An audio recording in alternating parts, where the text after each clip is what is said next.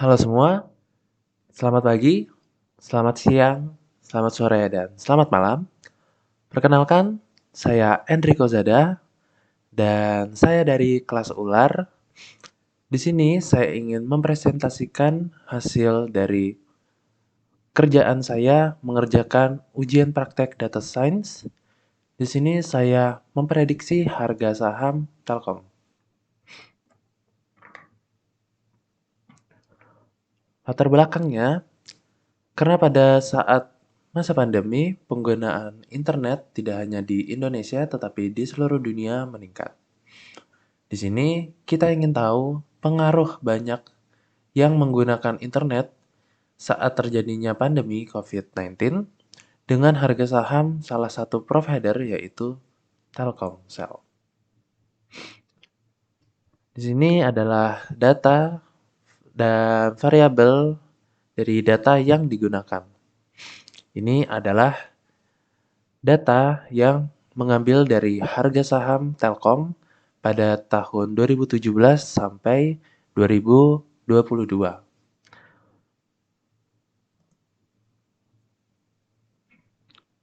Oke, di sini ada pre-processing data. Di sini kita bisa lihat info mengenai data saham Telkom dan banyaknya data dan tipe datanya. Lalu kita mengecek apakah ada nilai nol pada dataset.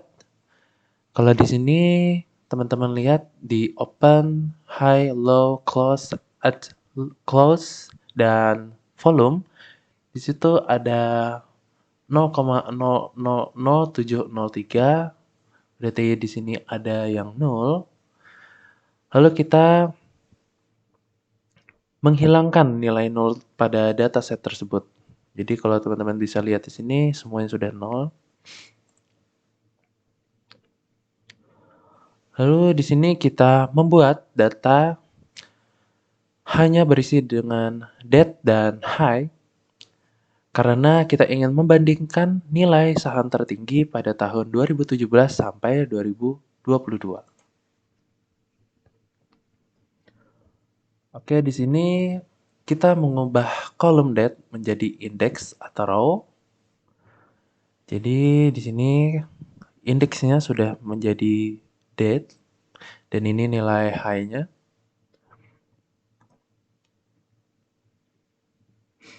Oke, ini adalah visualisasi dataset per bulannya untuk nilai saham tertinggi. Kita bisa dilihat di sini ya, 2019 menuju ke 2020 itu menurun terus sampai 2021. Lalu ini sebelum 2021 ya. Lalu di sini mengalami peningkatan dan akhirnya di 2022 meningkat.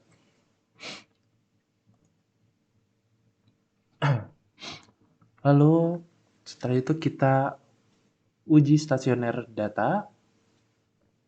Di sini hasil dari uji stasioner datanya,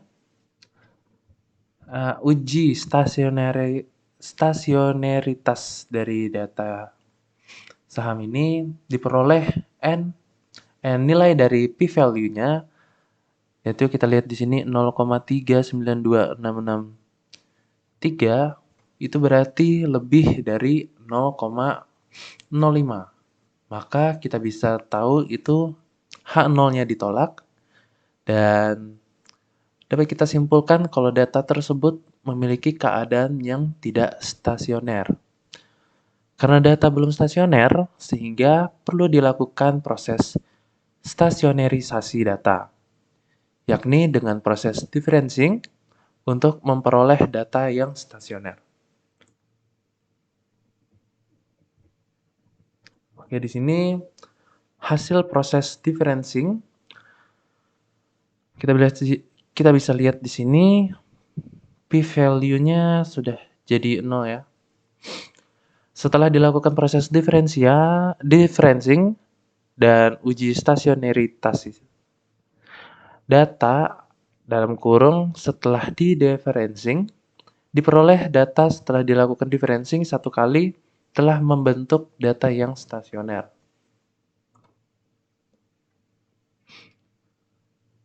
Lalu ini kita melihat PCF dan PACF. Jadi plot PCF dan plot PACF dibentuk untuk mengetahui orde dari AR dan MA sehingga kita bisa tahu model yang sesuai dengan data kita. Oke, di sini kita modeling time series dengan ARIMA. Ini adalah codingannya. Lalu di sini penjelasan sedikit tentang time series.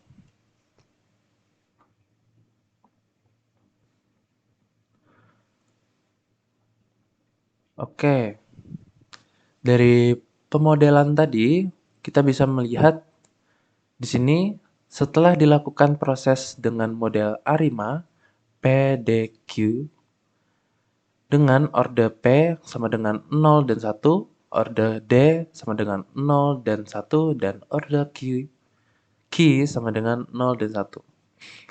Oh ya teman-teman, P ini untuk AR dan Q ini untuk MA, lalu D ini untuk I-nya. Diperoleh model yang menghasilkan RMSE terkecil pada model ARIMA yaitu 0,1,0. Yaitu kalau kita lihat di sini dia RMSE-nya 61,292. Lalu hasil modeling kita visualisasikan perbandingan antara dataset setelah di-deferencing dengan hasil dari prediksi ARIMA 0,1,0. Ini visualisasinya. Lalu ini informasi yang diperoleh dari modeling ARIMA 0,1,0 pada dataset.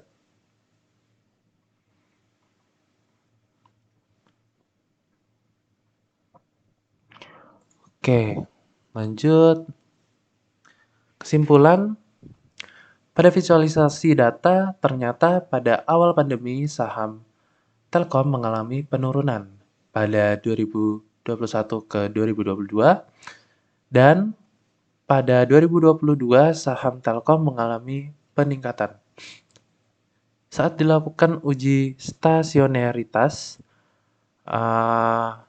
data memiliki p-value lebih dari 0,05 atau bisa disebut tidak stasioner.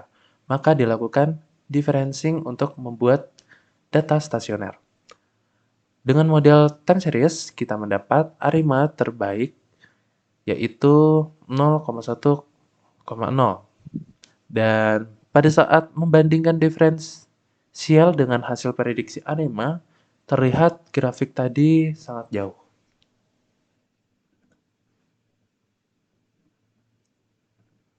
Oke, mungkin itu saja penjelasan dari saya. Mohon maaf bila ada kesalahan dan kekurangan di presentasi saya hari ini. Terima kasih semua.